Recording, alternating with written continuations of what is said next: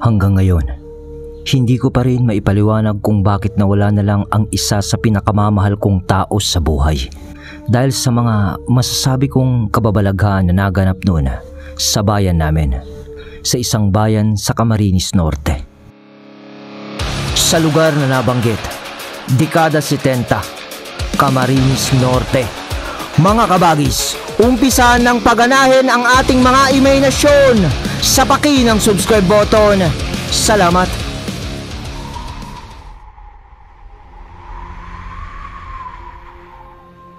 Dito mga kabagis, ay parang ang karakter natin ang nagkukwento. Tawagin nyo na lang po ako sa pangalang Budoy dito sa kwento. Sa lugar namin noon ay ganun kasi ang tawag sa akin. Dahil noon ay nasa siyam hanggang sa edad 11 ay medyo mataba at lampa po ako. Kaya ganun daw yung tawag sa akin. Ewan ko kung saan nila nakuha ang ideyang yon. Pero alam nyo naman sa baryo, ganun talaga ang mga tao. Mapagpangalan ng iba ayon sa kanilang panghuhusga. Malapit din kami sa dagat sa nabanggit nga na probinsya. Pero hindi naman sa tutok na tutok kami sa dagat Mga 1 kilometro bago ang dagat mula sa aming bahay o baryo. At ang pangunahin namin nung pinagkukunan ng ulam ay ang dagat nga. Pero bukod dito ay may konting sakain din noon ang aking ama, na kung saan siyang tinatamnan niya ng palay kadalasan. Pero paminsan-minsan ay mais na rin. Depende sa uso at kung ano ang mas mahal ang bilihan. Ngunit mas ginugusto ng aking ama na tamnan nyo ng palay. Dahil ang sabi nga niya, kahit walang ulam, basta may bigas, makakaraos at makakaraos daw kami sa pang-araw-araw. Pag sumasapit na kasi ang anihan, madalas ay hindi niya na ibinebenta ang ani namin sa palay. Bagkus ay iniimbak niya ito para sa aming pangangailangan na lang sa pang-araw-araw. Nga pala, tawagin nyo na lang po na Berting ang ama ko dito sa kwento. Pita naman ang ngalan ng aking ina. At 2 po kami na magkapatid. Tawagin na lang natin sa pangalang Melinda ang kapatid kong ito, na mas matanda sa akin. Nasa 13 o 14 na noon ang aking kapatid ng mga panahong ito. At sa mga nauna kong nasambit sa kwento, ayon nga sa pamumuhay namin, payak lang at simple ang buhay namin noon. Hindi ko naman masasabi kasi na salat o isang dukha lang kami noon. Dahil rumaraos naman kasi kami sa pang-araw-araw. Bukod doon, masasarap na lamang dagat ang aming natitikman na ulam. Yun nga lang ay walang luho sa mga damit at kung ano-ano pang material na bagay na nabibili ng salapi noon. Masaya kami noon kung anong meron kami dahil di naman nagpapabaya ang aking ama noon. Naaalala ko pa nga, kahit galing na sa bukid ang aking ama, ay nagagawa pa nitong pumunta sa dagat at sumasama sa mga pumapalaot upang mangisda rin. Parang walang pagod noon ang aking ama pagpatungkol sa pagbuhay sa amin ang usapan. Talagang dun mo makikita ang isang tradisyonal na lalaki. Yung tipong nasa bahay lang ang babae at ang talagang kumakayod ay ang padre de pamilya. To provide and protect, ika nga nila. Yun ang pangunahing trabaho ng lalaki. Oras na ito ay magkapamilya na. Isang bagay na bilib ako noon sa aking ama, na siyang idolo ko hanggang sa ngayon.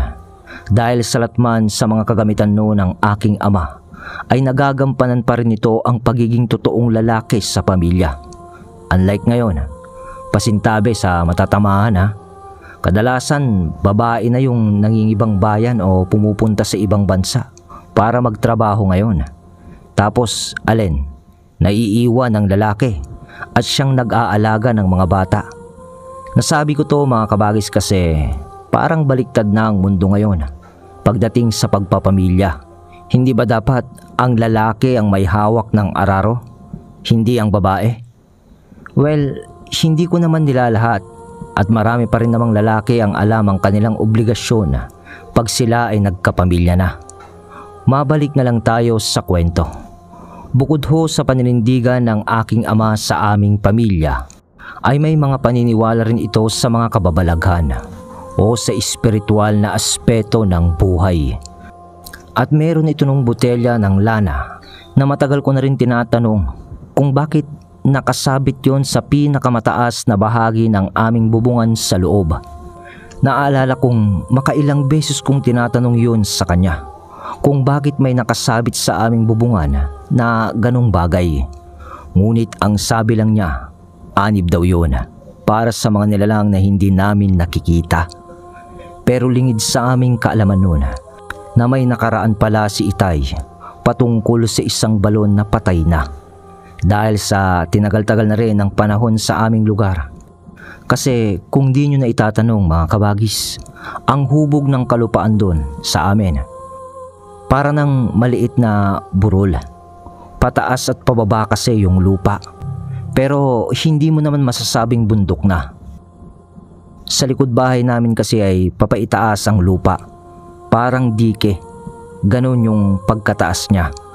At pag narating mo yung tuktok noon, sa kabila naman noon ay pababa na ulit. Pero hindi naman parang bangin na palalim agad, kundi halos patad pa rin naman yun. Paislanting lang yung lupa pababa at mga nasa 300 metro ang lalakarin mo mula sa tuktok. Mula sa tuktok, dadaan ka pa sa matatayog na damo, mga kahoy at kung ano-ano pang matatayog na halaman na tumutubo doon. At pag narating mo yung dulo, ay may makikita kang parang kulungan ng baboy doon na lumang-luma na dahil sa tinakpan na yon ng mga lumot at maliliit na baging na halaman. At sa tabi noon ay yung patay na balon. Parte pa rin yun ng lupa namin ayon kay Itay. At yung parang kwadra ng baboy na nakikita namin doon ay dati palang tirahan din ng kanilang pamilya. Bahay pala yun dati. Pero sa totoo lang, wala naman akong interest sa kabila ng lupa naming yun. Nasabi ko lang to dahil ng isang araw. Pagdating ni Itay sa bahay, labis na lamang ang kanyang pag-aalala nang makita niyang nalaglag ang botelya na nakasabit sa loob ng aming bahay. Napatid na ang lubid ng botelya ng lana na hindi naman namin ginagalaw dahil nga sa mataas ang pagkakasabit noon. Nag-usap sila noon ni Inay na parang napakaseryoso ng mga bagay na kanilang pinag-uusapan kahit ang kanilang mga mata ay nangungusap sa pag-aalala. Di ko maintindihan, pero ang salitang narinig ko na hindi ko makakalimutan ay yung sabi ni Itay na alay. Pero parang wala namang dapat ipag-alala sa tingin ko noon sa nangyari. Part ano naman at nalaglag yung anib na sinasabi ni Itay. Anong epekto noon? Yun lang ang tanong ko. Ngunit dumaan ang 3 araw mula nung nalaglag yung anib ni Itay. Nang isang gabi, naalimpungatan na lang ako nang naririnig ko ang boses ni Inay na, "Birting! Birting! Ang anak mo!" Tas narinig ko ang salita ni Itay na, "Lintik! Yan na nga bang sinasabi ko eh!" Di ko mawari kung ano ang pinag-uusapan nila. Ngunit parang sa labas nang gagaling ang kanilang mga boses. At doon ay babangon sana ako para sipatin sa bintana ang nangyayari. Ngunit pagkapako ng banig para gisingin sana si Ate Melinda, doon ko napagtanto na wala siya sa kanyang higaan. Iisang silid lang kasi ang pinagtutulugan namin ni ate. Gayon pa man na hindi ko nakita si ate sa kanyang higaan, pumunta ako sa bintana upang tignan kung ano ngang ginagawa nila Itay. Dahil nga sa labas ko narinig ang kanilang boses. Yung bintanang yun, kapag binuksan mo ay matatanaw mo ang likuran. Konting buka lang ng bintana ang ginawa ko noon at doon ay nasipat ko si Itay dahil sa ilaw ng isang gasera na papaakyat doon sa likod ng bahay namin. Hawak ni Itay ang gaserang yun. Si Inay naman ay naaninag ko lang malapit sa bahay na may hawak din na gasera at pinapanood si Itay na umakyat. At sa itsura noon ay alalang-alala ito. Di ko lubos maisip noon kung anong nangyayari. Pero ang maliwanag ay wala si Ate Melinda. Yun pa rin ang nasa isip ko noon. Nang maabot ni Itay ang pinakatuktok noon, ibinaba niya ng saglita ng gasera. Sabay nakita kong hinugot nito ang kanyang itak. At doon ay di ko na alam ang nangyari. Dahil bumaba na siya sa kabila, hindi na kasi masasaklaw yun ng aking paningin. Si inay naman noon ay naghintay lang sa likod ng aming bahay. Hanggang sa di na ko nakatiis dahil parang nakakaramdam na rin ako ng takot noon sa loob ng bahay. Lumabas ako at tumakbo kay inay. Paglapit ko sa kanya, ang sabi niya, "Oh, anong ginagawa mo dito?" Tanong niya. Ngunit di ako noon umimik. Basta lumapit lang ako noon sa kanya at dumikit para maibsa ng takot na nararamdaman ko. Para kasing may kakaibang nangyayari nung gabing iyon. Hanggang sa mga ilang minuto pa ang lumipas, bumalik na si Itay. Kasama na si Ate Melinda na hawak-hawak ang kamay nito. Ngunit ng gabing yun ay parang tulala lang naman si ate na kahit kinakausap siya ni Itay at inay, di ko pa rin maintindihan noon ang nangyayari. Hanggang sa bumalik na nga kami sa loob ng aming bahay at pinatulog na ako ni inay. Nakatulog naman ako sa pagbabantay niya sa tabi ko.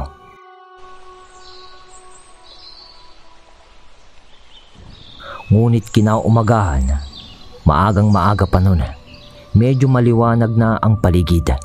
Ngunit di pa sumisikat ang araw. Nagising ako dahil sa isang boses ng matanda na parang kausap ni Itay. "Nako, Berting, bakit ngayon mo lang sinabi to? Dapat nung kakapatid pa lang ng sinulid ng mga engkanto ay sinabihan mo na ako." Salita ng matanda. Hindi ko kasi akalain na mangyayari na pala to. Boses naman ni Itay. Sa pagtayo ko, habang pupungas-pungas pa na kinukusot-kusot ang aking mata, paghawi ko ng kurtinang tumatakip sa aming kwarto ni ate, doon ay nakita ko si Mang Jo, isang kilalang albularyo sa aming lugar. Taga doon yun sa Ibayo, malapit na sa dagat. Malayo na yun kung susumahin mula sa amin. Pero sa tingin ko noon, di natulog si Itay at pinuntahan yun dahil sa kinakailangan niya ito para sa karamdaman ni ate na kanyang sinasabi. Dahil nung nakita ko na silang nag-uusap, doon ko nalaman ang lahat nung nag-uusap na sila ng albularyo. Kuinento kasi ni Itay ang nangyari kagabi hanggang sa pagpunta niya sa kabila ng aming lupain at pagbalik nila ni ate. Tapos ay may mga dinagdag pa siyang detalye sa matanda dahil ayon kay Itay, malamang na namamahay na nga sa katawan ng ate ko ang engkanto na galing sa patay na balon. Nanayo ang mga buhok ko sa katawan noon nang marinig ko ang sinabi ni Itay na salitang engkanto. Tapos ay paglingon ko sa kabilang upuan, nandun pa rin si ate na katabi ni inay. At ang naaalala ko kung saan ko nakita si ate nakaupo bago ako pinatulog ni inay kagabi, ay nandun pa rin yung pwesto niya. Namumungay ang mga mata ni ate noon nung tinitigan ko siya. Tapos kung ikaw ang makakakita noon, kikilabutan ka. Dahil sa pakiramdam ko noon ay ibang nilalang ang nakatitig sa akin na parang kinikilatis niya ako at gusto niya akong kunin. Basta di ko na matagalan natitigan noon si ate dahil sa takot na parang aatake sa katauhan ko kapag nakikipagtitigan siya ng mata sa mata. Pakiwari ko noon ay hindi na yon ang ate ko. At habang nakayuko ako noon, nakinig ako sa usapan ni Itay at ni Mang Jo. Ayon kay Itay, kagabi Si ate pala ay nakita ni inay na lumabas sa aming silid na naglalakad habang nakapikit ang mga mata.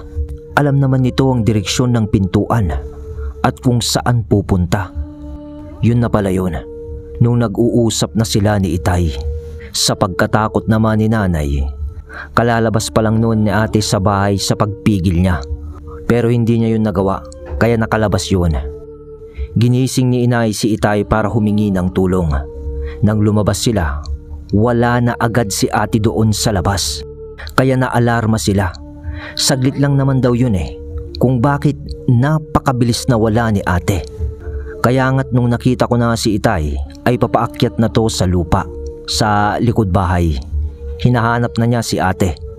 At ayon sa kanya, totoo ang hinala nito na nasa patay na balon si ate. At nakita niyang nandun daw si ate na nakatayo lang sa mismong patay na balon sa gilid, na parang nais nitong magpatiwakal sa loob noon. Buti na nga lang at naabutan agad siya ni Itay at naiuwi. At dito na nga naging malalim ang usapan ni Mang Jo at ni Itay. Dahil sa pamilya pala ni Itay, ang ina nito ay isang mangkukulam. Isang bagay na noon ko lang nalaman. Dahil dito ay nasangkot ang lola ko pala sa mundo ng kadiliman o sa espiritual, ngunit sa kaliwa. Ayon sa aking ama, sa kwento nito kay Mang Jo, isang sumpa ang nakaatang sa aming pamilya dahil sa mga naganap doon.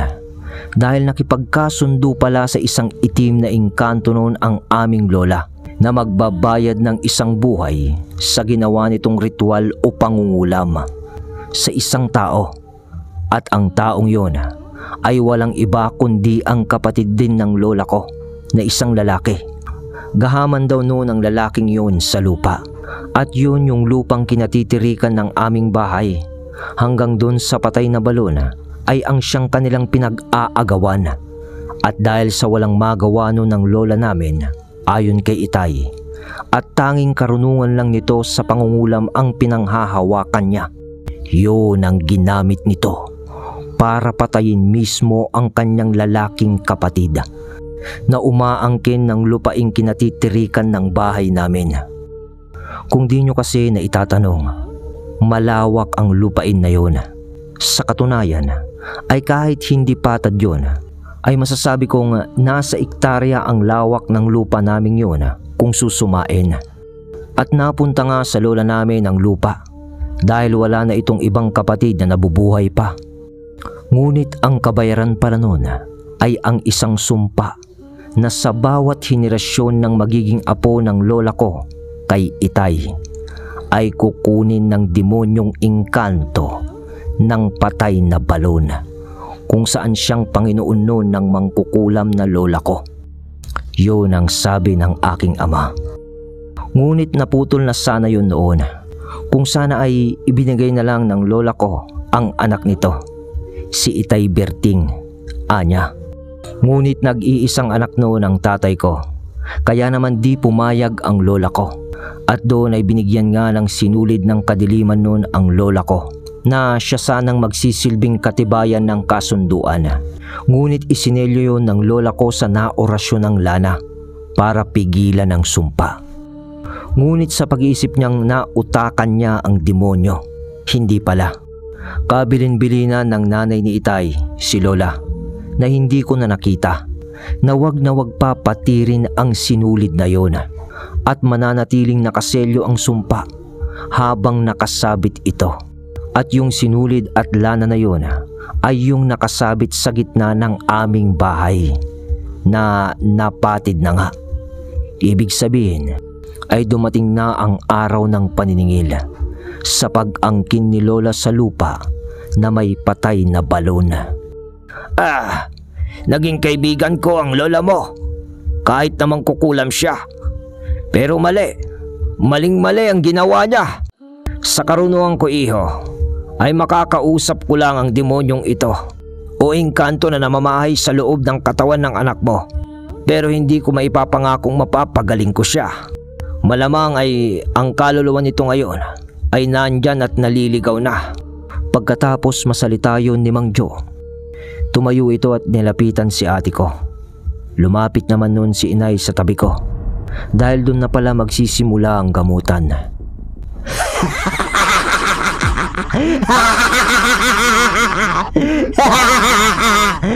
Tanda! Alam mong hindi mo ako kaya! Salita ng nilalang na nasa loob ng ate ko noon. Natunog lalaki at may pagaralgal pa. Tapos ay parang nagdodoble iyon. Hinawakan na lang ako ni inay noon habang pinapanood namin ang mga nangyayari. Maya-maya pa. Laos na manggagamot! Wala yan! Wala yan, tanda! Salita ulit ng nilalang na nakasanib sa ate ko. Hindi ko kaya to, Berting.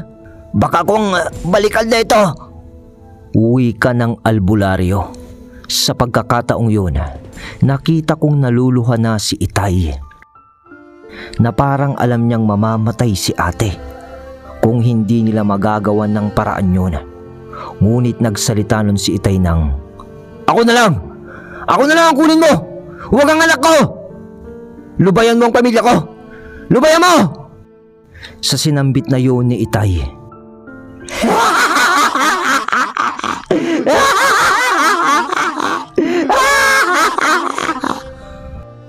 tumawa lang ng tumawa noon ang nasa loob ni ate na nilalang. Hanggang sa napaupo na rin lang si Mang Jo na parang sumuko na sa kumbati nila ng nilalang na nakasanib sa loob ng katawan ni Ate Melinda. Hanggang sa natumba na lang si ate sa upuan nito at nawalan ng malay pagkatapos ng mahaba nitong pagtawa na parang sa demonyo. Walang nagawa nun si Mang Jo na manggagamot sa amin at umuwi na lamang ito at pinayuhan si Itay na ibenta na lang ang lupain na kinatitirikan ng bahay namin, ang buong lupain na yun kasama ang patay na balon, at umalis na lang sa lugar. Pumayag naman si Itay sa payo ni Mang Jo, ngunit huli na ang lahat dahil gumaling noon ang ate ko at mukhang di na siya ginambala ng nilalang unang engkanto sa katawan niya. Pero kinabukasan din noon, nagkasakit ang aking ama. Nang makaraan ng isang linggo ay pinunta pa naman yun ng aking ina sa pinakamalapit na ospital noon sa bayan.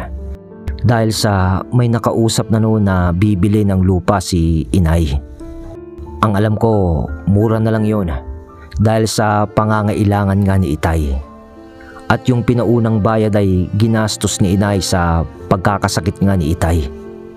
Pero nung lumaon, inuwi rin si Itay sa bahay dahil sa di naman malaman ng mga doktor ang sakit nito. Ayon naman kay Mang Jo na hindi naman niya masabi ang dumapong sakit sa aking ama. Baka daw tinupad na lang ng engkanto sa patay na balon ang hiling ng aking ama. Hanggang sa isang araw, kinaumagahan, nakita na lang ng aking ina na patay na si Itay. Nakahandusay yun sa tabi ng patay na balon. Opo, tama kayo sa inyong narinig. Namatay po ang aking ama na hanggang sa ngayon ay isa pa ring misteryo para sa akin. Di naman sa hindi ako naniniwala sa nilalang na kasama nating namumuhay sa espiritual na aspeto. Ngunit maski ang siyensya nga ay di pa rin maipaliwanag ng mabuti ang mga bagay na binabalot ng kababalaghan dito sa mundo. Ganun din ako. Kaya't ikwinento ko ang aking mga narinig at nakita noong mga panahong buhay pa ang aking ama. Natuloy noon ang pagbili ng aming lupa at umalis nga kami doon. Sa huli, ang minamahal kong ama ay ang siya pa ring nagsakripisyo para sa amin sa pagkakaintindi ko. Sa kwento ko ng lupain namin na may patay na balon.